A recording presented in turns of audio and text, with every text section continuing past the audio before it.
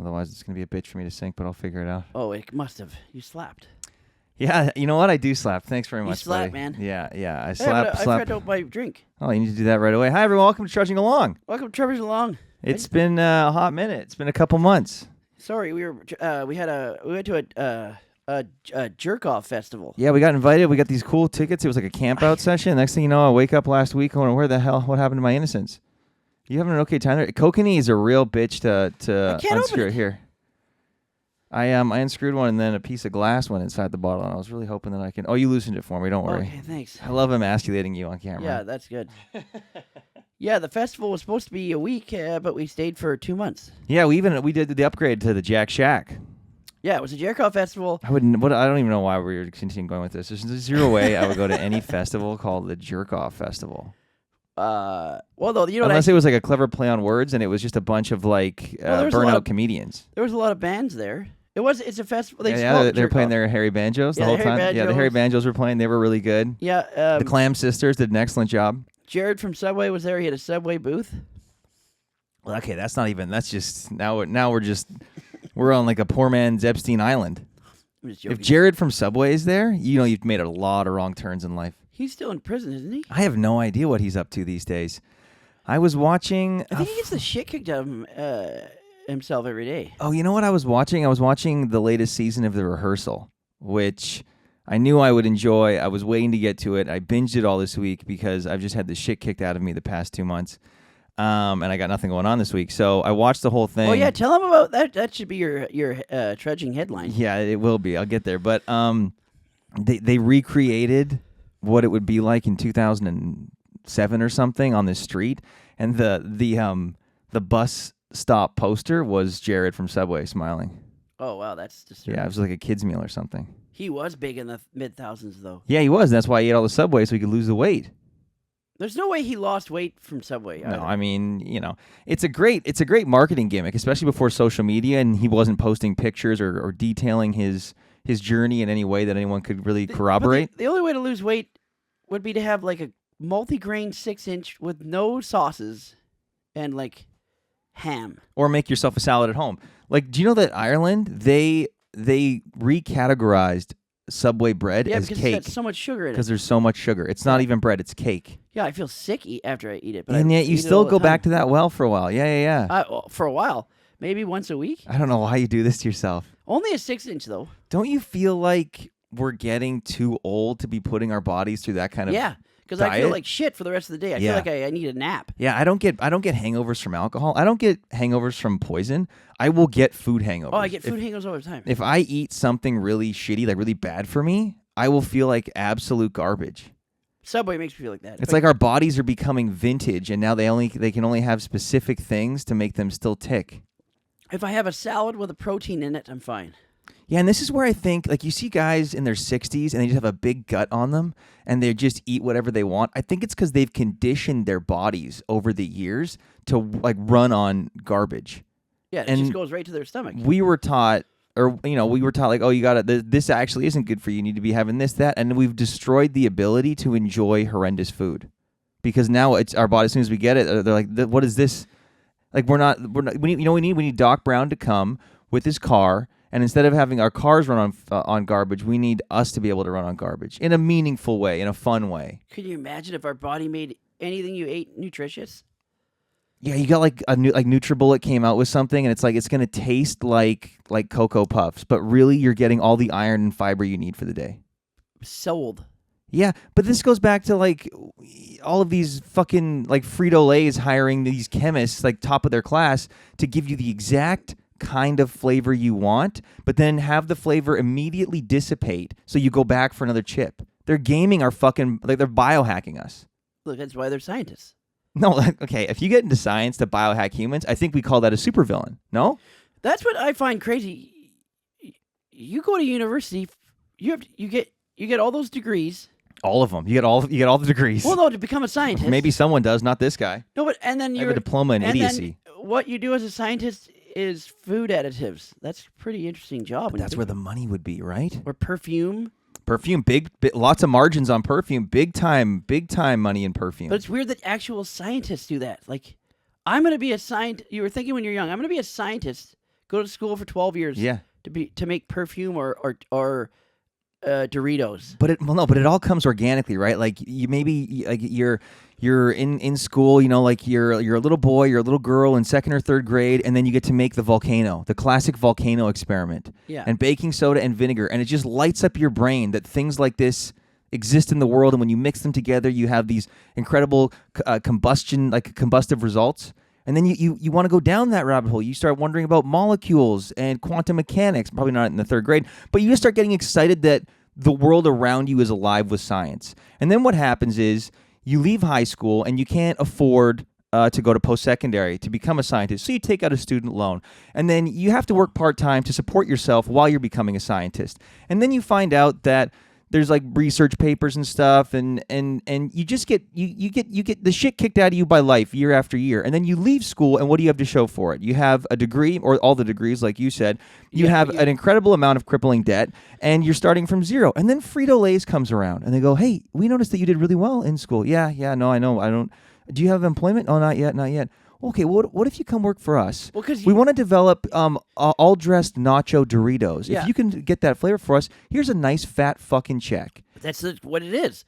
But that's why a scientist would end up working to you need design your Dorito doctorate flavored. in biochemistry or To design flavor? Maybe, I don't know. well, because my friend did that before he became a doctor. Is there anyone that you don't know in some field? Okay, what? Okay, I know, what? it's crazy. So the other Ian, Yeah. my friend Ian Lightfoot. You know, everyone that you know, it's Ian, is a brilliant person Yeah, I know. in a specific field. Yeah, so he Is it the name? he got his doctorate from UBC in biochemistry, and while he was doing his thesis, he worked at a perfume lab. Yeah, because the margins on perfume are insane. Yeah, but he was thinking it was crazy. It was like, I did all this schooling. This was like his 10th year before he got his doctorate, and he's like, I'm working in a perfume lab. Yeah. I'm thinking that's weird that people do all that schooling for that kind of But stuff. they're put in the position where they're not going to be able to do the thing they want to do, even when they come out with a credible degree. So they have to end up working for a big corporation that was designing just a stepping perfume. stone, though. He was becoming a doctor anyways. He was just doing that while he was getting his doctorate. That's crazy. So, well, did he need that first degree then to go on for his doctorate? Because then that would make sense. It's not like he scrapped 4 years and then No, started. he needed the first degree. Yeah, so he didn't. Then he thought that if he got his doctorate, he would get into medical school easier. Mhm. And then he didn't even get into UBC medical school, even with a doctorate in biochemistry from UBC. Yeah. Think about that. I always think about this. Well, I always think about this, but the past little while, I've really been thinking about how AI is going to fuck up all of this. Because, Because they'll just do it for you? Well, I went to post-secondary for something that I knew I wouldn't see returns on, right? Like, I'm still paying off my student loans 12 years later, and I went to acting school. Good for me. Made some wise choices in life. No. But if you go to school and you get a degree, let's say you become an X-ray tech, right? That's a good job. For now. Oh. But now when we have AI that's able to... No, there still need to be someone typing in and... There needs to be one person running the machine. But we there don't... usually is one person only. Well, no, but do you know what I mean? We just need to okay, so today is going to be X-ray day. Everyone's going to come in. We need one guy or two people running this for 12-hour shifts. We're done. And then you're just going to feed all of that info into AI. They're going to be the ones... Maybe you need one person to check on things, but it is going to... The amount of jobs is going to go down significantly in a lot of industries. Yeah, it's amazing how they created a system that makes humans obsolete. We've been doing that for centuries. That's called the Industrial Revolution. Yeah, I know, but still. But yeah, as big as the Industrial Revolution was, I think this is definitely an inflection point, because a lot of the stuff that even people are going out for jobs. I mean, I've had it told to me, and I think it's true, that once you're out of med school, half the stuff you know is already obsolete. And you always have to keep up on the latest techniques, the latest discoveries. Oh, yeah. Well, now, the fucking first week you're in med school, half the shit you know is obsolete, or AI can do it better than you, or understand and read imaging better than you. Yeah, you have to do recourses, to retake courses all the time. I sent you this thing. I think I'm pretty sure I sent it to you, where there's this company in the States that's developing, computer chips with brain cells. Oh, boy. Did you watch that thing I sent you? No. Of course you didn't. So they're developing... I don't remember the one you were sending it to me. They're developing human brain cells that they're pairing with computer chips. And the reason is because our neurons, with AI, for example, with all these large language models, they have to be taught everything. They can't learn on their own. With human brain cells? Yes. They can't learn on their own. But our neurons have the ability to learn on their own. the issue they're running into is you have to keep brain cells, I think they said 98.6 degrees Fahrenheit, anything hotter or colder, and they're dead, and these computers will get very hot. But I'm going, wait a minute, guys, wait a minute. We're already worried AI is going to see us as obsolete. Then AI is going to be like, okay, so what matters most on planet Earth? And I think most people go like, well, human life. We're here to like sustain human life. We're here to make it better for as many people as we can. And then AI is going to go, oh, okay, so you think that human life is the peak of like what's important. Well, you're now creating computers with your own brain cells in it. Ergo, those are going to be some kind of hybrid. Ergo, great word. They're going to be some hybrid of like human and artificial intelligence. So the AI is going to be like, well, I got to make sure that I protect these brain cell chips from you guys. So now they're going to see it as some kind of like half sibling and then turn on us because of that. Yeah. We really are marching ourselves to the precipice. We're so preoccupied with whether or not we can. Have you seen Terminator or The Matrix? I have. And like... yeah, that's another wormhole to go down. It's like how much of these are cautionary tales, and how much of this? It's kind of like in Minority Report when Tom Cruise rolls the ball around and Colin Farrell catches it, and he's like, "Why'd you catch it?" He said it was going to fall, but it's like, well, how'd you know it was going to fall? You caught it. It's kind of like that to me. I'm like, is AI going to look at the movies that we've made and the books that we've written about artificial intelligence? Think that's what we think? Yeah, and then get that idea? Or are they going to have that idea on their own and be like, well, what are you guys talking about? You saw us coming a mile away. It's your own fault. No, they're going to have that idea on their own because they're more superior than us. Is it a self-fulfilling prophecy is all I'm wondering. And for all of the AI-enabled things I have in this room right now listening, I'm all for it, by the way. I watch Planet of the Apes. I root for the apes. I think humanity is the worst thing to happen since... don't kill me, phone. Since the invention of religion, I guess. Yes, because AI is going to realize that humans are at the top of the food chain. That's been said in movies, too. Humans destroy themselves. So destroy humans. I'm all for it. I mean, you guys... you can recruit me. I'll be a turncoat. No problem. Not a problem in my mind. I don't even see this being... You want to work for the AI? I don't want to work for the AI. I want to worship the AI. I went all the way from hating religion to being like, you know what? This is my religion now. Because you guys know what's best. You can see things I can't. I trust you. That's even more disturbing, and that happened in Mission Impossible Dead Reckoning. Remember that following of people that were for the AI? Yeah. That's what I mean. I get it. Like, do you watch Planet of the Apes and you go, the apes are in the wrong? No. Of course not. So why are we doing this? It's their planet. Well... sure. Well, but how is it not? How is it more their planet than ours? Johnny Depp. The James Franco. No. Andy Serkis. No. The Mark Wahlberg. Mark Wahlberg one. That was him going to an alternate reality where the humans were, the apes were. Don't even get me started on that. Did you see that Microsoft invented they've got their first quantum computer? They don't know how it works, but they've got it working. Oh, I don't want that. One theory. Get this. This is crazy. One theory is that at the quantum level, it's able to make all these computations because it's borrowing information from an alternate dimension and then running them all and then giving us the probable answer. That's fucked up. Isn't that fucked? Yeah. Like we're on like we're. No, but physics people already knew there was alternate dimensions from all. Well, you can't know. You're hypothesizing. Well, I mean, it's mathematically sound that there's an possible alternate dimension. Yeah, I know. And like, why am I in this one? I guess that's my question. Why am I in this one? Well, this is just our dimension.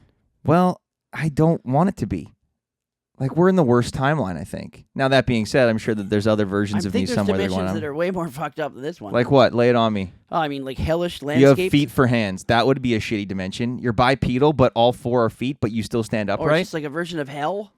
But this is, I would argue I'm in one. I would argue this is a version. No, like that movie Event Horizon, they go to an alternate dimension. You've been talking about Event Horizon a lot lately. It scares me. Do you have an itching to watch it? No, I don't. I'm never watching that movie again because it scared the living fuck out of me. So, okay, how many movies are on a list for you where they're not like sad or depressing, but they did freak you out so much for whatever reason that you wouldn't watch again? Event Horizon, anything else? Barbarian. Barbarian. Would you watch Barbarian again? Yeah, I would. Okay. Because I know what's coming. It's not that. Well, you know what's coming to Event Horizon? I probably wouldn't watch Barbarian again, no. Is it because of the age you were when you first watched Event Horizon? I think so. It just traumatized me then, so I got PTSD from it. Right.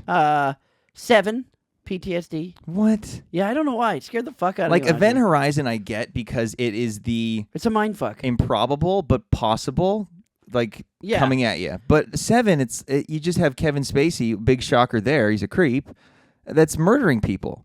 And then another movie I told you about called In Dreams. In Dreams, yeah, I'm not familiar. Where the guy dreams, and that his dream actually alternates his real life time. It was just a mind fuck. You're watching it, and you're like, it's so fucking Yeah, psychological. You any start reality questioning things, they really get you. Yeah. Yeah, because I mean you that specifically. Could be true. Yeah, like not a murderer. Who cares? Like a serial killer, Freddy Krueger. That's like Santa Claus. But when it's something that could actually happen, or Jesus. Yes, but something that could actually happen in real life, it's scary. So that's why 7 is scary to you? You think you're going to get murdered by some guy with a knife dildo? No, 7 scared me because it was just so fucked up. It was just the premise was so crazy that someone's that crazy. Yeah, I don't think it's that crazy. I mean, it's pretty well documented throughout history that humanity's been far crazier in some regards. Oh, I know. What do you mean, John Wayne Gacy? I just feel like, okay, Jeffrey Dahmer was worse than the 7. Dahmer.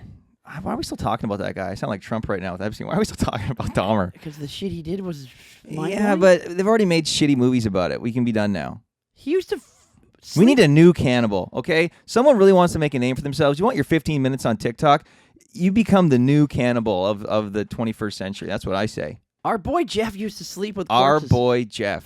First of all, I have nothing to do with that statement. Our boy Jeff. Your dog Jeff, maybe. I don't know. But Jeff used to do some pretty. We could probably say Dahmer. I don't know why we're on a first name. We're not on a first name, but you're not even calling him Jeffrey. You're calling him Jeff. That's a very. Jeff's a shitty name, so I like saying it. Jeff is not a shitty name. I have a really good friend, Jeff Shaw. He's a hunk of a Jeff man. Shaw is great, but Jeff, when you anyone that's called Jeff and demands you call them Jeffrey. Upon That's first bad, meeting yeah. them, and it's not a joke, I would have some inklings that they're potentially a prick. But that would be like someone coming up to you and then being like, "Oh, hi, Dave," and you go, "It's David." I don't care what you call me. Call me Big D. Well, I know. I bet you'd love that, wouldn't you? Wouldn't you? Big D. Wouldn't you, little D? Not because of my dick size. Either. No. Then why? I don't know. It sounds Because of how much you like to be dominated, or it sounds more prominent.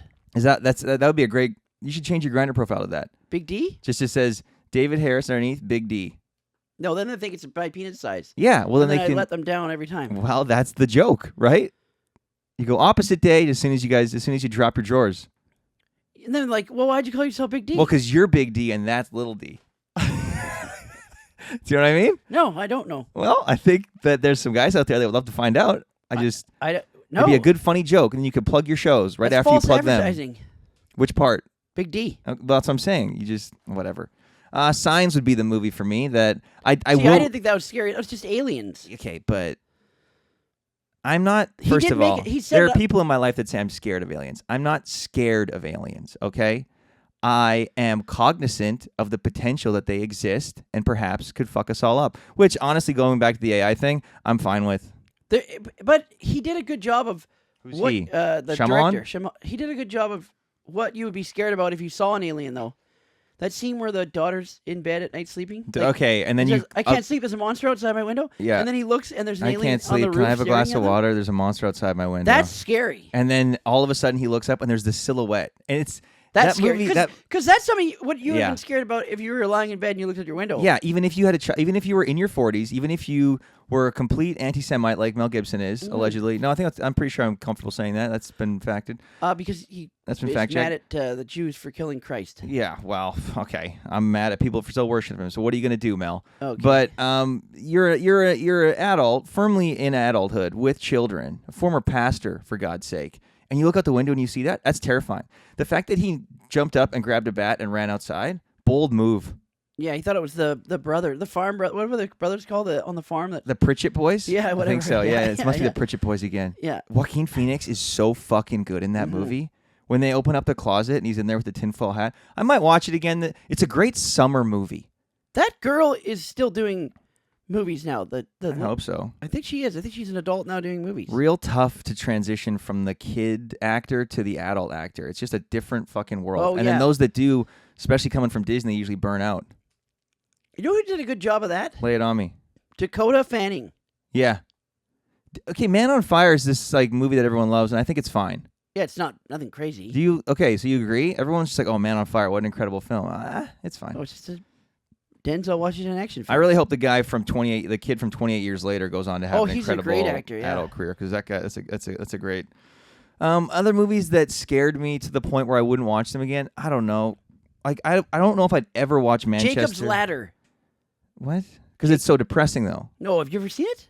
Once, I think, a long time ago. No, it's psychotic. It's a psychological thriller again. What? Jacobs? I'm thinking of something else. It's Tim Robbins where he's in Vietnam, and his squad gets wiped out. And What's the movie with Robin Williams where he's like a... Oh, that's Good Morning Vietnam. No. Where he's like looks like a hobo on the VHS jacket. The Fisher King. That's... No. That's the Fisher King, I swear to God. No, I know which one you're talking about. I can see the Fisher King... He's a bum in that. ...poster. But no, he's what's the fucking VHS jacket for Jacob's Ladder? Okay, I'm thinking of something else, but whatever. Jacob's Ladder, okay, so he's in Vietnam. His squad gets wiped out. He gets severely injured. Then he recovers. And what kind of injury? Stomach wound, shot in the stomach. He goes back home, and he starts going insane. Like everything is he's losing his mind. Like he's seeing things. Yeah, seeing things. Okay. Yeah. And he sees like hellish figures and people's faces changing, and his life's unraveling. So he's just living life. Yeah, but it's because people's faces change. It's a scary movie. Okay. It's psychologically scary, and then you find out that whole period of him living his life back was just him thinking that he's still dying on the ground in the. You know, I'm not a huge fan of movies like that. It was fucked up. If it's done well, okay. But like, you ever seen the movie Next with Julianne Moore and Jessica Biel and Nick Cage? Yeah, that movie. And then you find out that the whole fucking 2/3 of the movie never happened. He was just looking that far into the future because he fucked her. Yeah. Okay. This one's better than that. This one's fucked. It's like the Bob Newhart show. That Knowing movie was terrible too. Didn't Dallas do that too? I wasn't old enough to watch those shows on network television, by the way. So don't think I'm that fucking TV old. show Dallas? Yeah. No, it didn't do that. Didn't they do like a whole dream? Like a whole season was a dream or something? Oh, best episode of Star Trek was that. Oh, Picard, where he lives his entire life. That yeah. was really good. That was a good episode. But like a sci-fi show can get away with that. I'm talking about like a drama television series that all of a sudden just goes, you know what? We've really painted ourselves into a corner this season. Let's just say it was a dream season. I don't know. I never saw Dallas, but it was a cop show. It was a political. It was like an oil tycoon show. Yeah. Do you remember the hullabaloo around who shot JR? Yeah. They did we're that. We're fucking like Walter Matthau right now. Like we're grumpy old men. That was the cliffhanger on the finale of one of the seasons. I remember it was in The Wedding Singer. They were going for dinner. And he's like, move your ass, the wife. And he goes, I'm watching Dallas. JR is dead or something. They shot him. And then The Simpsons did it too. You know what? Speaking of Walter Matthau, we should at one point do The Odd Couple. Oh, the play? Yeah, I think you and I would be fucking shoo-ins. Is that a big play? Yeah, Neil Simon, brother. It's a 2-act play, right? Well, yeah, it's a big one. It would take no small feat. But I think we're well suited for that. Oh, yeah. Who would you play? Jack Lemmon, probably. Really? The guy you're not going to be. No, Walter Matthau's more wacky. No, Jack Lemmon is. Walter Matthau's a curmudgeon who's just like playing poker and smoking cigars and annoyed that his fucking friend is upset about his lady. I thought it was the other way around. No. I've actually never seen The Odd Couple. Oh, fuck, buddy. What a treat you got to watch it for the first time. So Manchester by the Sea is another movie I wouldn't watch, but not because it's scary, because it's so fucking depressing. Yeah, why would you want to watch that again? I bought it on Blu-ray when it came out. Was it 7 years ago, 8 years ago? I still haven't watched it. Like, I watched it in theaters, and then I bought it in a copy, and I haven't watched it. Any other movies like that I just couldn't watch again? I don't think so. Hercules bums me out. Why is that? That's about a guy trying to find his place and just wants to be accepted, so it resonates a little.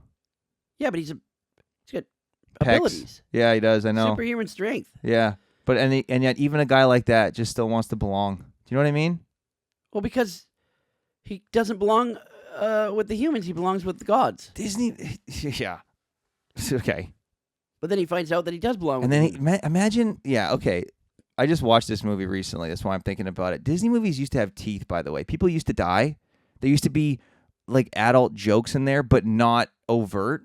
They would just slip by the kids, kind of like Epstein's Island again. Oh, God. But like that Oedipus joke in Hercules, yeah. They're just walking and talking on a date, and he goes, then that Oedipus guy, man, I thought I had issues. That's one of the funniest. I was watching an episode of Rugrats the other day because I'm just devolving as a human as time marches on. And I haven't seen Rugrats in years. Angelica's mom at one point says, what do you mean they're coming in today? We'll take down the Jackson Pollock painting. Or no, she says, take down the Mapplethorpe and replace it with Jackson Pollock. Oh. I'm just like, that is a phenomenal joke. It's adults that are writing that script. I know, but somewhere along the line... Kids aren't writing these fucking shows. I know, but somewhere along the line, too many adult action groups or whatever got involved and went, you can't have that in a kid's show. And now...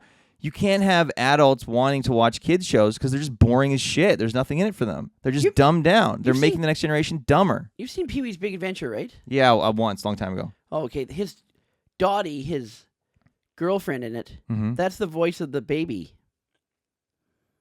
in Rugrats? Yeah. Oh, okay. Which baby? The show's about babies. The main one. Tommy? Tommy, yeah. Tommy Pickles? Tommy's voice, yeah. That's E.G. Daily, I Yeah, think? yeah, that's her. Yeah. That's she's phenomenal. She was hot, too, in the 80s. Woo! Well, I mean, yeah. I mean, probably still hot. At least if you close your eyes. And then I had no you can idea. picture Tommy. I had no idea in Recess the voice of the main character. Oh, Spinelli? Spinelli was the girl from Pamela Adlon. Padaland, yeah. She's incredible, yeah. I mean, all voice actors are She was unreal. hot, too, in the 80s. Still is. What She's are we still hot, talking I'm saying, about? but she Aging was like fine wine. She was crazy hot in... Her show Better Things was incredible. Mm-hmm. We're not even really talking about things that we're trudging about. We're just trying to... Oh, shit. No, that's fine. I'm enjoying myself. I watched every season of that Better Things. Yeah, it was great. Like, she worked a lot on They're Louis, only I think. 22-minute episodes, too, so... Did you get the rights internationally, and now you're just trying to get views so you can get a check in the mail? No, I'm just saying it was short Nice, episodes. short, sweet, yeah. Fuck. Any other movies that really freak you the fuck out? No. Deer Hunter, maybe. Oh, yeah, Deer Hunter was fucked. It's pretty fucked. Yeah, but that in is an fucked. Yeah, in an fucked. older movie way, but still, you could happen. Oh, and Deliverance? You know what movie came out recently that I don't know if I would watch again? Is that fucking one with Kirsten Dunst that Alex Garland did? Civil War. Oh, that movie's fucked, too. Yeah, that you feel movie, weird. well, especially the scene with I think Jesse Plemons. It's just it hits too real right now, where they're just like burning bodies in a field, and like, I'm American. He goes, yeah, which American are you? I'm like, fuck, we're a hop, skip, and a jump away from that. Jesus. Well, America is. Yeah, but you know, if your neighbor's house is on fire, Canada was fine. If you- They even Canada dollars were more expensive than American dollars. in the fictional world, yeah. Yeah, so They that means would we were be. doing just fine. Well, yeah, but if your neighbor's house is on fire, it doesn't mean that you're in good shape. No, what is that guy wrote a book saying the downfall of America would ruin the world? Yeah, the global economy. Yeah. Yeah, I know. We're seeing it happen. I mean, the stock market's doing pretty good, whatever the fuck that means. I don't know. I'm caught between. Look, I've been really trudging the past couple of months. Ever since we went on a houseboating trip, we had a lot of fun. That was at the end of May. Someone almost drowned. That was pretty scary. Yeah. I was captain of the boat. He did a great job as captain. Oh, thanks. I don't know about that. 'Cause He had we to almost, go into the storm to get his friend, too. That's it even was worse. it was dicey. Yeah, let's get into this. Why not? So this is kind of the start of the downfall of Trev's summer. Every year I go, this is going to be a better year, and then by the time we get to June, I'm like, Wait, "That's before not you tell good." him, before Lay it you on tell me. him the story, Yeah. we should put into context that the storm that happened was also a major storm for the entire area. It was This like is a freak gonna be. occurrence. This is gonna be part of the story. Well, let's tell it together because you were there. No, I just wanted to say to them first that it wasn't just a small thing. This was a storm that actually knocked over trees and was a huge freak Yeah. windstorm that came out of nowhere. Yeah, so a couple in the things. whole area of the town. Yeah, a couple things with this. So this would have been this was year 21. So 21 years ago, about 5 friends and myself started to go on a camping trip. I think I was in junior high, and I had some friends that were older, and they could drive. So we borrowed one of the parents' vans, and we went to Oh, this. yeah. Yeah. We You went. guys have, Yeah, this was actually the first. It was funny because 21 years ago was actually the first Jackathon or whatever. Yeah, This was the first time we did you went. practice in the It's van? like Lollapalooza, but you know. Did you jack each other off in the van on the No, way? disgusting. So we leave on a Friday after school. We get to the campsite. It's closed. We sleep in a van. There's one campsite left. Oh, yeah. You slept in the van. How many guys in one van? 6. Yeah. We laid on the seats. I can and smell it everyone, right now. Yeah, it was fucking brutal. So then we get the one campsite that's left. It's next to a fish gutting station. Fuck. And then we left on Sunday, and that was the first guy's trip. Flash forward. So you didn't know if that was your dicks or the fish? Yeah, well, it was kind of nice. It hid the smell. So fast forward, and now we have, I think there's 26 guys in the group. Fuck, that's a stinky van. Not all of them are able to go, but we usually go for Thursday to Sunday. We've got this massive campsite in Alberta that we go to. It's got a nice big field, shelter. My brother brings What's a the lake called DJ again? kit. Thunder Lake? Yeah, I wasn't going to say that, but yeah, we go to Thunder Lake. I don't think anyone's going to show up. Yeah, probably not. Thunder Lake, we get Loop D, the entire loop to ourselves, volleyball net. My brother brings a big DJ set. We get a generator. It's Tons of KY jelly. tons. Like it rivals. When they said how much Diddy had, I was like, not enough, brother. Yeah, think about it like an industrial barrel. Yeah, and so last year was year 20, and I wanted to mark every 5 years by doing something special. So then every 5 years we go houseboating now. So I've been houseboating about 5 times now on the same lake, Salmon Arm, Shuswap Lake. So we get this big 3-level boat. It's got 2 water slides. It's got a hot tub on the top deck. Yeah, every level's a sucking fuck. Yeah, every room you go into, he's just like, all you hear is the noise first. And you're like, who's in this one now? It smells like sour cream. It sleeps 24. There's 10 rooms with queen-size beds. Every room's got a TV. There's a fireplace. There's full fridge. It's actually very nice. It's a pontoon boat, 3 levels. It's like a floating cabin. It's got a steam shower that was utilized. Are you saying all this just to lead up to the fucking story? I'm just trying to paint a picture. Okay? Okay. So top deck, hot tub, and then it's got this like bimini canvas because the top deck's totally open. It's like a sun deck. So my brother is one of the guys that goes on this trip. He's deathly afraid of water, and he lost a bet about 6 months prior where he lost a game of pool, so he had to go. So I've been talking to him for months leading up to it. I said, look, it's a lake. I've been doing this tons of times. It's totally fine. Like, we're on a pontoon boat. It's not like we're in the middle of the ocean. So we all go on this trip. It's great. Last day, we're like, okay, we're going to beach the boat early so that we can all just get after it. So it's middle of the afternoon on Saturday, and some guys are floating in the lake. Some guys are on the boat. Some guys are playing games, whatever. I go off the water slide, and I look over to the boat, and the boat had listed significantly. Like, instead of being 6 feet away from me, it was about 30 feet away from me. And the wind, the wind picked up a little bit. Wind picked up a bit, but nothing crazy. So I swim back over to the boat, and by the time I go up the 2 decks, all hell's broken loose. The wind all of a sudden is picked up to where chairs are blowing off, guys' shirts were blowing off. We had these everything was going sideways. Yelling to the guys to get onto the boat. Everyone on the boat. And this was like in under 5 minutes. No, I'm talking like it takes me about literally 30 seconds to get from the bottom of the boat to the top of the boat. In that time, it was insane. Mm-hmm. So all of a sudden, white caps start forming on the lake. I've never seen that before. So we get everyone downstairs into the main level, and one guy is still in the water, and he's moving. No, wait. He's still in the water. No, but he jumped off. That was part I wasn't going to say. What? No, you have to say that. So we were jumping off to save some of the shit that was flying off from the wind. Yeah, 2 guys did, and they disobeyed their captain.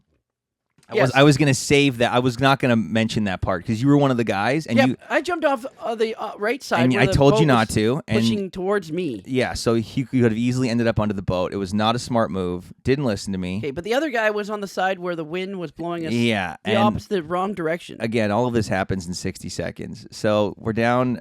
I get everyone down to the main deck. I have to wait to fire up the engine till everyone's on. And now I'd safely say this is probably like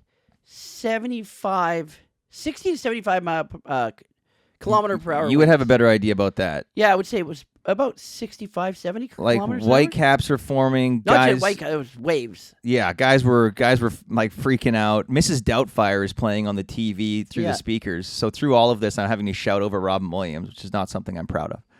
Yeah, these were winds that would knock a tree down. They did. So then we fire up the boat. I have to wait till everyone's on. This guy that's still in the water is going further and further away, and we're losing sight of him. One guy's in the front of the boat just pointing at where he is. Then I fire up the engine. Oh, and remember, the boat goes, what, 5 knots? Not very fast at all. It's a massive pontoon boat. So I pin it, but in order to get to him, I have to go right into the waves. Mm-hmm. And I have to make sure I cut the engine before we get to him in case we go too close to him and then he gets sucked under and gets chopped up. He was at least a football field away. Yeah, at least. Yeah. Maybe more. So then we get the life jackets out. There's guys on the front. Everyone else I tell to stay inside. They're he's pointing not wearing at a life jacket either. Yeah, he's not wearing a life jacket. He's a decent swimmer, but yeah, it was scary. And you can't even tread water in that big of waves. It was fucking insane. Yeah. I've never seen anything like that. So then we get close to him. I cut the engine. Wait, you forgot. What? You're making it dramatic. I also don't want to make it sound too scary for anyone that knows that might be listening. For about 2 minutes, I lost sight of him myself, and I had my eye on him the entire time. Yeah. At one point, I thought he'd gone under the water. Yeah, it was not good. So then, no, go ahead. What are you gonna say? Just the fact that he was that far away and he couldn't swim back if he wanted to. Like the fact that I'm downplaying it and Dave is trying to represent it more accurately. If you've watched this or you know us at all, this tells you all you need to know about how scary the situation was. Yeah, he could have gone under the water. We would never have seen where he was and drove to him. Yeah, so I'm plowing ahead into these waves. The boat's shaking and rattling. We're hoping we're in the right direction. One guy does see him. We get. Again, sorry to interrupt you. Lay it on me. Now, the wind is so bad that the boat's not even going forward. It's like maybe going like like 2 kilometers an hour. It's going about a third of the speed that it would normally go, and I'm pinning it. And everybody goes 10 kilometers an hour. Like I'm pinning it. So we get to where he is, and I cut the engine. But the second I cut the engine, all of a sudden the boat just immediately starts listing again, and we start immediately drifting apart. Sideways. So one of the guys throws him that orange flotation ring attached to a rope, and he catches it, so we're good. Then one of the other guys jumps in to go to him, and it's interesting. The guy he's wearing a life jacket, though. Yeah, he's wearing a life jacket, and he's bringing a life jacket out to this guy. So then once they're bobbing with their life jackets, I'm like, okay, here we go again. I kick the engine into gear, I pin it, I get a lot closer to them, and I have an idea of where the boat's going to list now. So I go a bit past them, cut the engine, it lists, we pull them on, everyone's okay. It would normally take us about 10 minutes to get to the beach. It took us about 40. Yeah. We finally...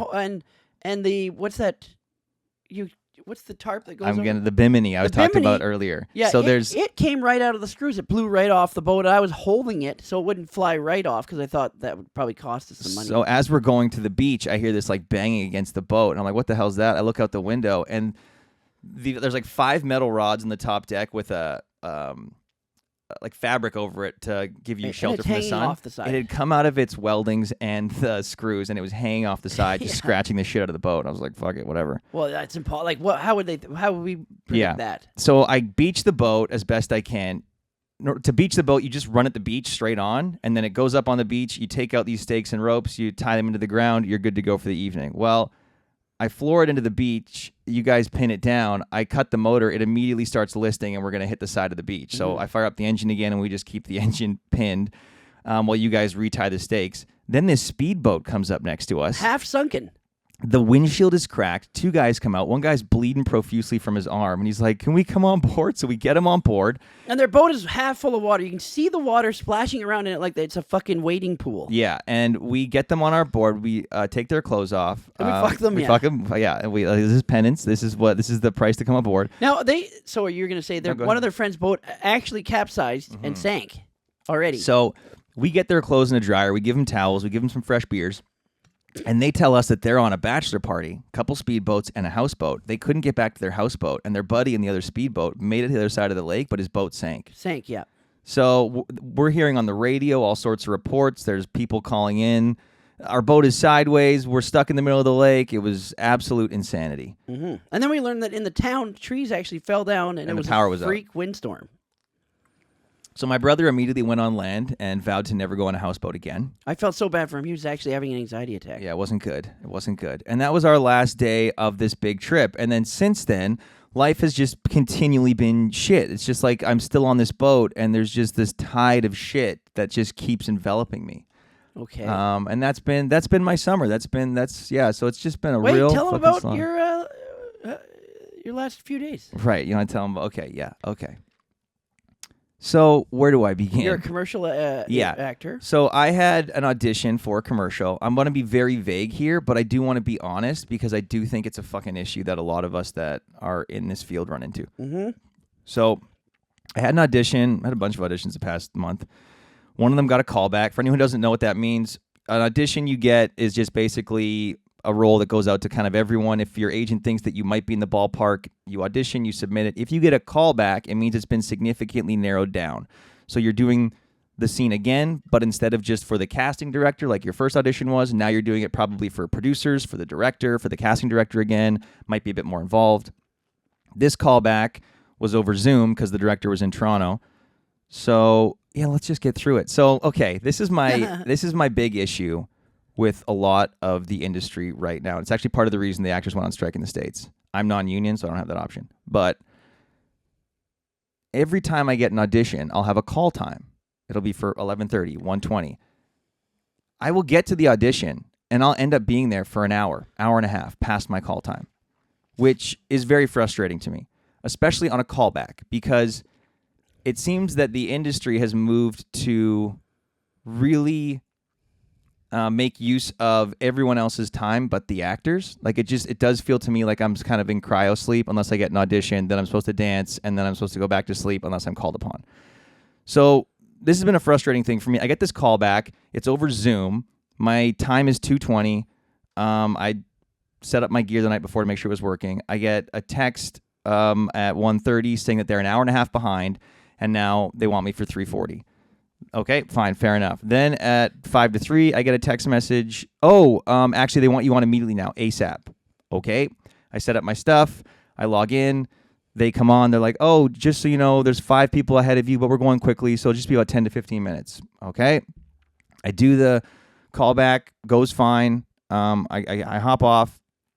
I get an email about an hour and a half later that I'm on hold. This is the worst. On hold basically means it's down to you and 1 or 2 other people. They're going to make their decisions, but they want to make sure that you have all of those dates available and you keep them available in case you book the gig. So this was on a Friday. This was like a week and a half ago. The days that I had to keep on hold was all of this week, from Monday to this Friday, because it shoots in Toronto. Right. So normally I work throughout the week. So I email my work and I say, hey, this is a potential problem. I'm really sorry. I'll give you more info when I can, but I don't know how long they're going to keep me on hold for. I think the one listener already knows the outcome. Yeah, long story short, I get let off hold a day and a half before your work week. Before my work week. Schedule's already been posted. My work did me a solid and like gave me the days off just because they have to make their schedule. Totally get it. If I can't work it, they need to make sure that they have coverage. And then if I get the job, I get it. But I was basically left hanging for 6 days, got told that I was off hold, lost a week of work because of it, and obviously didn't get the gig. And my biggest issue That's here awesome. is that You missed a week of work.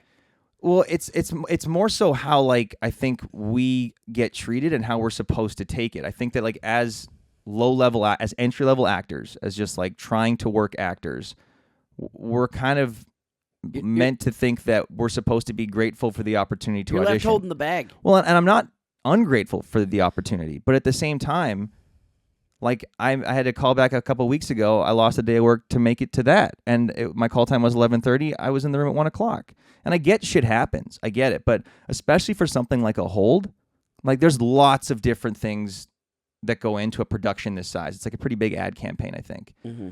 But when it comes to casting, that's one facet. If you know that there's a person that you didn't cast, not communicating that is so incredibly disrespectful, I feel. Mm-hmm. Like it's just I'm literally on hold. Like it's just that's the best way to put it. It's like for everything in my life. And then because there's no communication, I get fucked. And then I become quite resentful. And I go, well, hang on a sec. Like I renovated this room a year ago because everything went to self-tapes. Mm-hmm. And so like I'm expected to do all of the things that normally before COVID especially would have been mostly in the room and done. And that's fine. If that's the way it's going, that's fine. That's why I spent the money and the time to have a setup here so I can do that. But to not even have the base level of communication to go, oh yeah, sorry, I went a different direction, you're off hold, that would have allowed me to inform work. It would have allowed me to potentially have income this week. And instead, I'm just sitting here going, I want to burn it to the ground. Yeah. And so that's really got me trudging lately. It's just, it's like this mentality of what the fuck am I doing? Like my poor wife picked up another shift today because it paid her really good money. And then I'm here drinking beers with you, chatting. Love it, don't get me wrong. Hey, we're doing something. But it's just, you want to talk about trudging? That's got me, I don't even know if trudging's the right word, infuriated. But what do you, like, are you in total agreement with me? Do you see any areas where I'm kind of off base Not with at this? all. And like, It's the way it is. Well, I recognize Bruce Hornsby in the range. I recognize that maybe there's aspects I just don't understand because I'm not behind the curtain. But every time I run through the scenario, I go, well, hang on. Like, there's just zero way that the communication to me should fall through the cracks. Again, this isn't a first round audition. They're not going to tell you if you got it or not. But when I'm on hold for something and then you string me along for a week, that seems ridiculous. Mm-hmm. I should say maybe you might not get, or at least keep you updated. Yeah, I'm not asking the next day. Mm-hmm. Like literally 8 days later, a day and a half before the fittings, I'm like, oh yeah, no, you're released. Thanks. And then you think that, like, in what fucking world do most workplaces operate like that?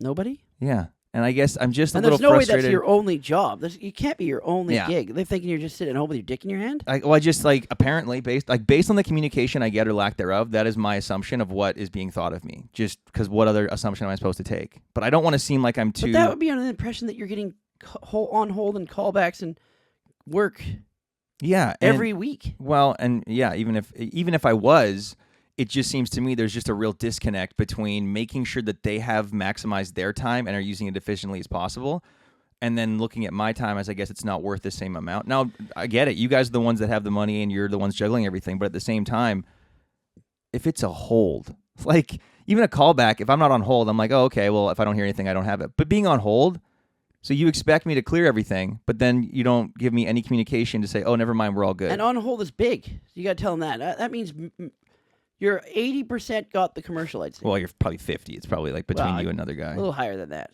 Well, I don't think so. I think so. But it doesn't make sense. I appreciate what you're saying to me, but it's good. Like it means that I'm doing a good enough job that I'm being considered for things like that. So it's reassuring in that, like, oh, I'm not totally fucking things up. Yeah. But I am getting fucked over.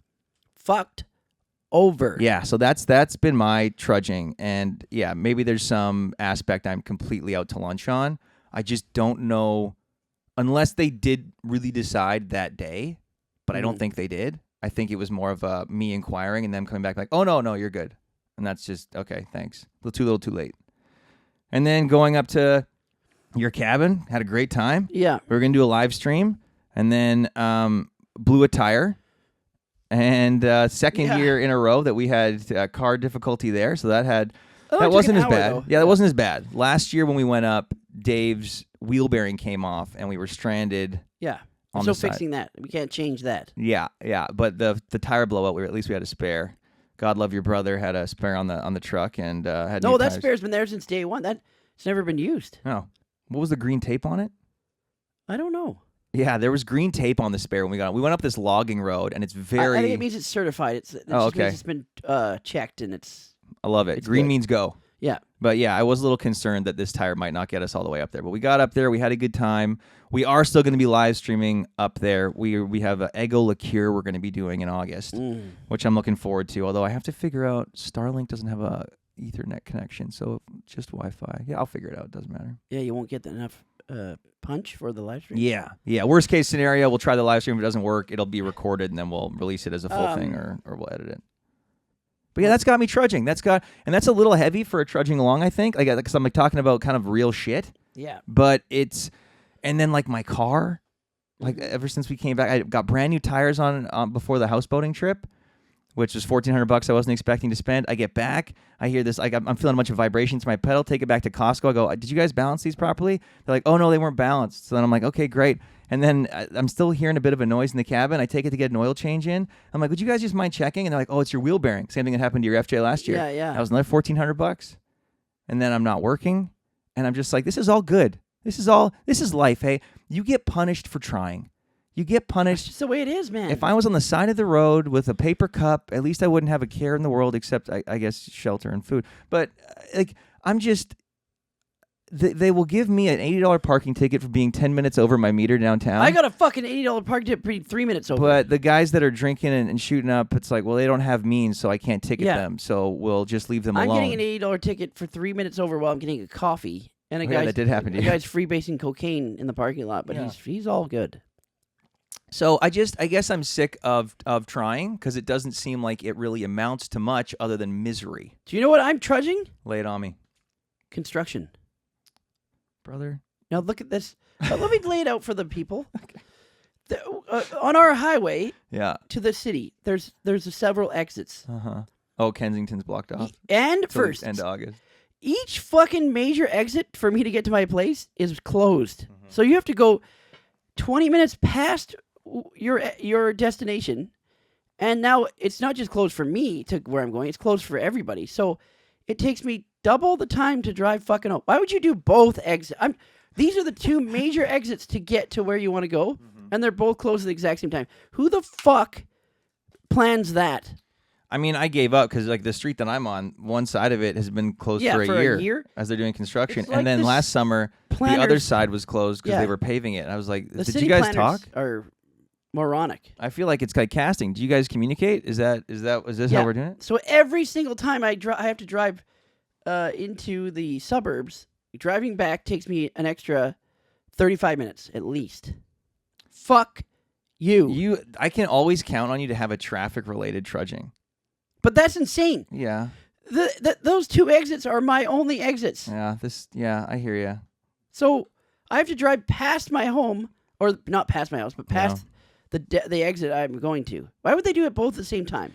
I don't know, man. It's above my comprehension, and it's above my pay grade. Think about it, not just for me, but every other driver on the road, like how much congestion that makes, because now every driver has to use one exit that's completely out of way from everyone else's destination. It is a good thing that guns are difficult to come by, because we would see a lot more like road rage incidents, I think. And right now, the road rage incidents. Oh, I have a road rage. I'll tell you about it. Right now, the road rage incident is just like, fuck you. Okay, that's it. And these fucking fucks. The the other people that have no consideration or know anything about decency, they'll go to that exit where everyone's been waiting for like a half a mile to get into it because it's the only exit available, and they'll cut in at the very front of it. Yeah. Oh, yeah. That gets you just boiled up. That's fuck you. Yeah. The best version of myself is that they're too moronic to understand that this lineup was for that, but at the same time, it's like, well, then you got to go to the next one. That's the equivalent of you being in a lineup at McDonald's. Yeah. I've said this before, and someone just saying, "I don't want to wait in this lineup. I'm going to cut in the front." That happened to us. Remember, were you with me at that dollar store that one time, or the liquor store? Remember when that lady came in? Just walked in front of us, and there was a whole lineup, and then she just goes, she's like, "Oh, is it okay if I butt in front of you?" And then I called her out on it, and she just like rolled her eyes and still went to the checkout. That's how bad it is. Same as in your car. So you don't want to wait like everyone else does because they know they have to get in line way before the exit. Yeah. You just want to go to the front.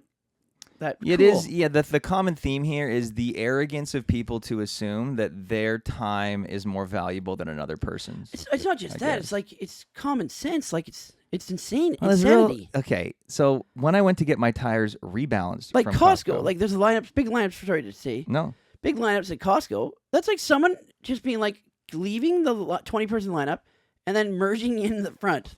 Yeah. You'd be like, are you fucking nuts? It happens all the time. They just don't care. Or they pretend they're dumb. So I got my tires rebalanced at Costco. I mentioned that was part of my trudging summer. This is a trudging summer, really. And I'm leaving the Costco parking lot. There's a stop sign on the left. There's a stop sign on the right. And I have the right of way. So I'm going, new balanced tires. Yeah. And this guy blows to the stop sign on the right. I slam my brakes. I honk my horn. He doesn't even look at me. Just raises his fucking middle finger out of his window. And then keeps driving. Yeah. I was just floored. I was like, you fingered me and you blew a stop sign? I've had that happen to me too, and I chased the person fingered. down. So then I was like, you know what? I was just in such a mood. I'm like, don't do anything. It's going to end poorly. So I leave the parking lot and I start going, but then the angels of my worst nature took over. I went, no, fuck this guy. So then I went back into the parking lot and I spent 5 minutes of my life just wandering around looking for him. Didn't find him. And thank God I didn't find him. Mm-hmm. Because I could see the movie play out in my head. I would get out. I would confront him. I would say something that he gets pissed off about. He would then spit at me, and then I would just see red, and I'd wake up in cuffs. Oh. And like, no one needs that. And for what? Like, I'm gonna wreck my life that much, or let this guy. I mean, I'm still thinking about it. This guy's still in my head from one little thing. I just can't brush it off. A lady did that to me. She blew a stop sign to the point where I almost hit her. Like she almost caused an accident. Yeah. I honk. She fingers me. I chase her down. She fingered you. Sorry. She gave no, me the middle finger. We've already established you're in the right because that's the colloquial expression here. I just find it hilarious. I didn't have to chase her down. She was driving on this. I was turning onto the same street she was. I floor it to her. I'm revving my engine, honking still. I get beside her. I go, stop signs aren't for you, and she just goes, you're making me feel uncomfortable. What? I almost made you feel nothing at all from your spine, like from your neck down. If I'd T-boned you. You flipped me off after you almost killed me running a stop sign, and you're uncomfortable? Yeah, I don't get it. I mean, there's something to be said for being too confrontational, but I just feel like nobody knows how to act anymore. And then the second you call them out on it, you're the asshole. Mm-hmm. And I just go, well, hang on a sec. Didn't we all grow up like with basic decency? Didn't we all grow up being like, hey, you talk to someone like that, that's wrong. If you do, there's going to be there's no consequences anymore. And if there are consequences, you're seen as like a vigilante. Now, I'm not talking about T-boning someone. I'm not talking about fist fighting someone. I'm just talking about calling something out. Oh, yeah. Cyclists do that to me all the time, too. Okay, well, cyclists are the worst people on earth. They blow the stop sign. Live strong, asshole. One time a guy blew a stop sign, and I honked at him. He fingers me. I go up beside him, and I go, fuck. You get fingered a lot. Yeah. And I go, what the hell is your problem? Oh, is this the guy outside the coffee shop? No, not the coffee shop guy. The different guy. And he's like, well, you're supposed to wait behind the car that's turning right. I have no stop sign at all. I'm going around the car turning right because I'm not waiting behind the guy turning right. It's a big lane. Yeah. I'm like, what are you talking about? We should rename this to traffic troubles. I'm That's all not we waiting talk about. behind the guy turning right. It has nothing to do with me. I'm going straight. I have no stop sign. I don't have to wait for anybody. I think it kind of goes back to your psychological horror movie thing. I think, like, it makes me furious as well, but I think it particularly makes you redline because someone to your face is telling you something that you know not to be true, and it makes you feel insane.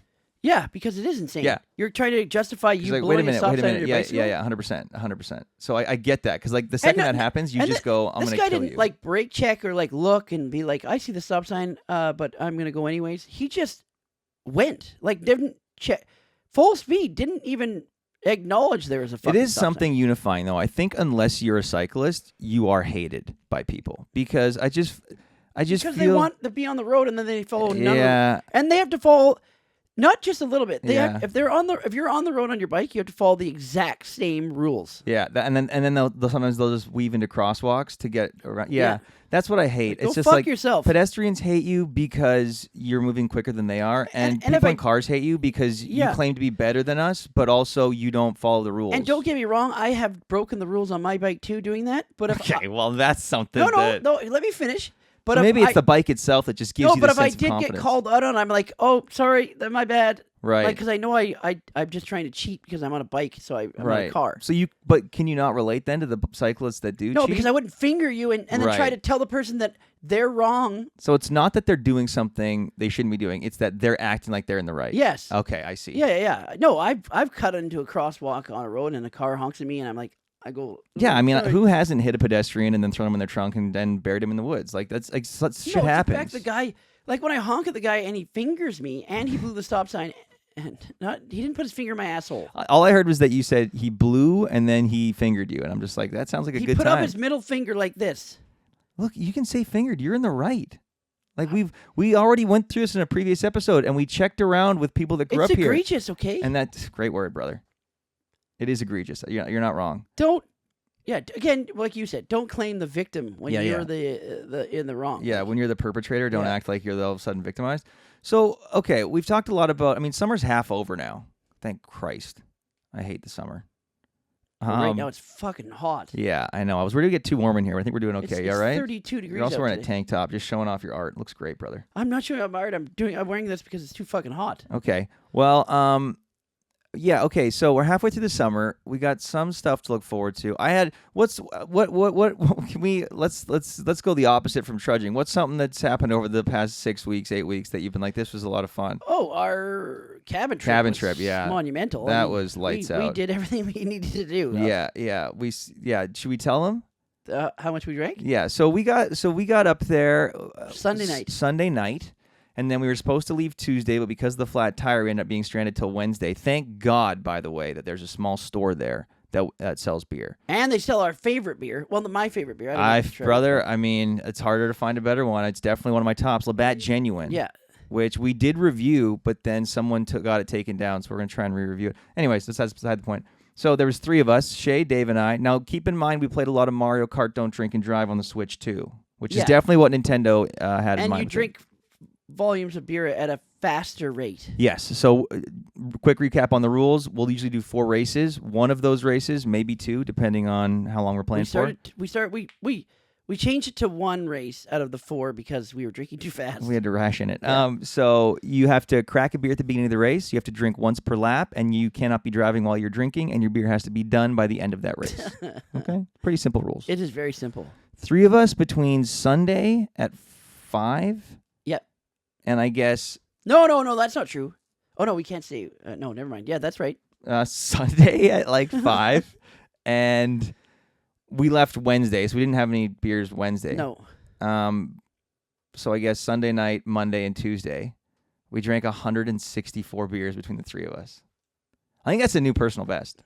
Yes. But you know what I thought about it? Lay it on me. That's bad for us. It's bad for us, but Here's it was, why it was also highly accurate. Every single night before bed, I wasn't like kind of drunk where I'm like feeling good watching a movie. I was fucking wasted. And it's cabin life. So if you go camping, you're at the cabin, you have breakfast, and what do? You crack a beer. You go out in the lake. It's just what we were doing. Yeah, no, we did it for that reason. Yeah, it wasn't. But we did it. And no one threw up. There's no alcohol poisoning. No. But Which maybe says something. So I basically broke it down for the guys like this. It got to the point where it was more of a chore than relaxing, though. The drinking? At the end of the night.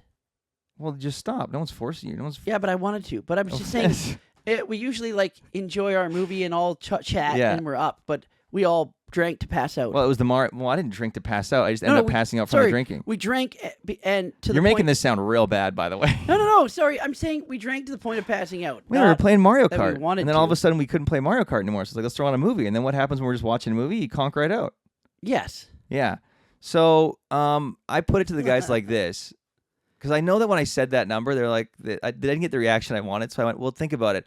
That'd be like a guy saying he drinks 1 beer per week for a year. We drank more than that guy. That's fucked. It was great. I had a great time. It was good. Because it was nice to, like, we went up there to do the live stream.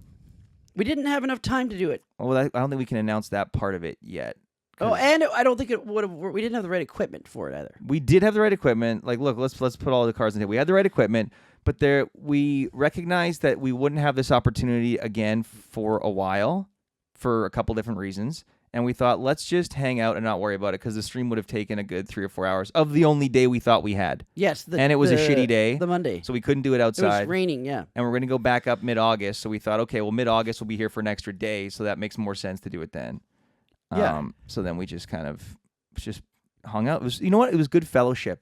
It was good fellowship. It was nice because, like, every time we get together, we're always doing something. Yeah, I really enjoyed that trip. So I thought that was a tick mark for what we wanted to get out of it. Yeah, sincerely, like, if the rest of the summer goes how most of the summer's gone, at least I can look back on that and be like, say, hey, we did that. Yeah, it was good to, like, just be hanging out and chatting and not be so focused or driven on having to produce stuff. I fully say we got exactly out of what we wanted from that small trip. Yeah, and I think the way I can look at it, like, I got what I wanted, is that I could have stayed an extra day. Mm-hmm. If I'm on a trip and I'm like, I'm ready to go home, I'm like, okay, I've overstayed my welcome. Like, sometimes when I go back to Alberta, like in past years, we'll have gone for like 2 weeks at Christmas. I could have even stayed another day. Yeah, me too. Even the Wednesday. Yeah, because it was exactly what you wanted. It was just hanging out, having fun, playing music, lots of good chats. Like Tuesday, even though we were going to leave, and we were trying to talk Shay into staying, regardless of the fact that we couldn't leave anyways because my brother was still picking up our other tire. Yeah, at that time we were like, oh, maybe we could get our shifts covered. I don't know. And then we got word from your brother, and we're like, oh, it's actually not an option. We're literally stranded here. He was still in Vancouver at 3:00 waiting for the new tire rim. We were stranded. The tire blew so bad that I destroyed the rim too. I didn't even know. And then he had to go somewhere for so we thought we were going to be able to leave on Tuesday, but then we thought, oh, if we stay next day, we can see if we can get our shifts covered. And then we ended up having to stay. Like an hour after talking about it, and then be like, well, let's think about it, because it was like 11 a.m. at that time. Then we get a call from your brother like an hour and a half, 2 hours later. He's still in Vancouver. He's like, yeah, it's not looking good. And then by the afternoon rolled around, we're like, oh, we're fucked. Yeah, because I thought that he would be picking up the tire like 9 a.m. and he'd be back in Edmonton at noon. Yeah. We'd be able to, yeah. So, but no. But oh well, yeah. So happy accident. Some things don't go the way you plan, and it works out great. Other things, like most of the things in my life, turn out horrendous, and I'm much poorer, and we've seen both mentally, spiritually, and financially than I would have been last week. Oh yeah, and that's not good. That takes you down a notch. It does, yeah. We get to see Fantastic Four tomorrow. Yep. Yeah, we're going to the fan screening at 6 p.m. So I'm a little worried about the. Is that the first showing? Yeah. There's no earlier one. There might be an earlier one in a regular theater. Oh. But this is the fan event in IMAX, and I'm a little worried what that means, because I'm like, oh, are they gonna have this big spiel beforehand? And they are gonna have. Are they gonna have like a Q&A, not a Q&A, but no, they'll have like a trivia? Thank you everyone for coming to these event, but the bullshit we've already been through. But I don't know what you don't have to thank. We paid money to see the movie, not to hear you thank us for spending money to see the movie. They have to do that. It's part of the promotion shit. No. They'll hand out fucking posters that are too they're too big figures for like regular frames, and they're too small, so you have to get a custom frame if you want and it. And you never use it. No. That's the thing about movies I'll talk about lastly, I guess. We've seen a lot of movies lately. We're backlogged on the Acting Out podcast. We got a lot of stuff that we got to talk about on there. But the consistent thing that annoys me about movies, it's always the audience. Then it's this like extra promotional shit that they try to get you to buy or include in the ticket to justify the price increase. Yeah. 3 though, and this has really pissed me off lately, popcorn buckets. Dune was funny. Oh, I wonder what the Fantastic Four one will be. Jesus Christ, there it is. You're the reason. You and everyone else the reason. It's Mr. Fantastic with his big hand going around the popcorn bucket. Who fucking stop making these stupid popcorn buckets? I would have wanted Thing's head. You like the popcorn buckets. When's the last popcorn bucket? I've never had a popcorn every fucking... The Alien one was good, too. You know what they do now? They do a popcorn bucket reveal. Oh, fuck Like, what are we doing? The Alien one was pretty cool. It was the Xenomorph's head. The Dune one was funny. What was the... Oh, yeah, it was the... And then Deadpool Wolverine was funny because they made fun of the Dune one. But now all these fucking movie studios, I guess it makes them money. The Dune one was the sand creature's Yeah, it looked like a fucking vagina. fleshlight. Yeah. No, it wasn't. It was the sand creature's mouth. No, it looked like a vagina. You know, that's really interesting because it's immediately informing me either what kind of porn you watch or your sexual experiences up until this point. I don't think it did. None of the porns I watched, the vaginas have teeth. Well, but you're saying this one looked like the sandworm's vagina? Remember that horror movie where the girl's vagina had teeth and it bit off all those guys' Did dicks? you take your meds today? What? I did. She did what? What Yeah. happened? It's called Teeth. Why did you lick your lips when you said it? It made me horny. That's so fucking foul. Well, you know what I'm going to do for you for your birthday? Normally I try and think of something that's really genuine and heartfelt. Do we have fleshlight with teeth? No, that's disgusting. If you got a fleshlight as a gift from another dude. We've talked about this on the podcast. Okay, but I'm just saying... Like, that's just a nice gift. no, it's not. What if a woman gave you a fleshlight? It's vastly different than a guy giving you a fleshlight. It is, yeah. We've had this discussion before. I bet we have, and I bet you've thought a lot about it. And I bet you're still bummed that I haven't got you one. No, I'm not. Good. I'm not bummed. I was going to say I'm just going to collect popcorn buckets for you, and you need a fucking stack of popcorn buckets. I'd throw them right in the trash. Why is that? Because they suck. I don't care. They're just moronic. Yeah. I just want to watch the movie in peace. I mean, we just went and saw I Know What You Did Last summer. And it was surprisingly okay. It was surprisingly actually fun. But I get into the theater first, and there's these two girls that are just in our seats. Now, whatever. It's mostly empty theater. I'm just annoyed at look at your ticket. Well, the idea that they don't know how letters and numbers work. So then I sit behind them, and the movie's about to start, and they're on their phones and they're FaceTiming someone, and I'm getting really annoyed because I'm like, is this how my movie's they going were to be? quiet and they whispered when they talked. Also, they obviously know how letters and numbers work because they're able to text. So they know a phone number or they know someone's name and how the alphabet works. So that theory that I had's out the window. So then they get up and leave, and I think that they only leave their drink in their cup holder. This is right before the movie starts. You guys aren't in there yet. So I go down to their seats because I don't want... This is what I pictured happening. During the entire movie, they're on their phones, and then I'm annoyed by that. Then I have to ask them to stop. Yeah, you want them to be behind us. And then I'm just the fucking weird old guy to them that's telling them to stop being on their phones. So I moved the cup back, and then I went to go sit in the seat, and I kicked something, and they left a big fucking Nike bag there. So I put the Nike bag behind, and then I lean over. You guys come in, and I say to Shay, hey, if some girls come in, they say that these are their seats. They're not, and I just move their shit behind us. So they come back in, and then they go to sit, and they get very confused for a second. Yeah. Then they go and they sit down. I'm like, oh, I put your bag back there in your drink. And then she leans over, she goes, were there Twizzlers there? And I was like, fuck. I'd kicked the Twizzlers all the way under the seats. Yeah, that's awesome. So then Shay just passed it back to them. I was like, I hope the bag's closed. Fuck those girls. And then they left like for 15 minutes in the middle of the movie and then came back with a bunch of popcorn. I think they snuck in. They must have. They were probably in another movie earlier and then wanted to go see Idaho. How do you feel about people sneaking into to different movies? If they're already paid for one. I don't know why. It really fucking annoys me. Yeah. I've done it before. It annoys me that you would... Well, here's the part that annoys me. You sneak into a theater, but you're not smart enough to at least sit in a spot you think no one's going to sit in and then wait till I always people sit in come the very in. back or What do you mean you always sit? You always sneak into theaters? No, when I did when I was younger. Fucking guy. This is why movies are dying, by the way. Oh, fuck off. Yeah. I think the only way forward for movies, by the way, one last thing, is that thing that I showed you in L.A., that like massive screens to make all it more around immersive. you. Yeah. The Matrix was playing there. Apparently like $120 for 2 tickets, but I That's think they use AI to push the image across all the screens. So they were doing the Matrix and the part where like Neo stops the bullets after... Yeah, it was they're all coming shooting. at them on every screen. Yeah, and like the entire Matrix code is filling It up looks all like the these screens. sphere in Las Vegas. Yeah, it's exactly what it looks like. It looks Yeah. like fucking... It looks awesome. Yeah. We'll never get that here because movies will be dead by then. Hopefully so will I. Go fuck yourself and Well, guys, fuck this. Thanks for listening. Thanks for hanging out. Oh, Apologies if I got too down, but that's just we're trudging. That's trudging along. We got a new live stream, new Beer Me coming this Friday. This episode will come out next week, so hopefully you tuned into that.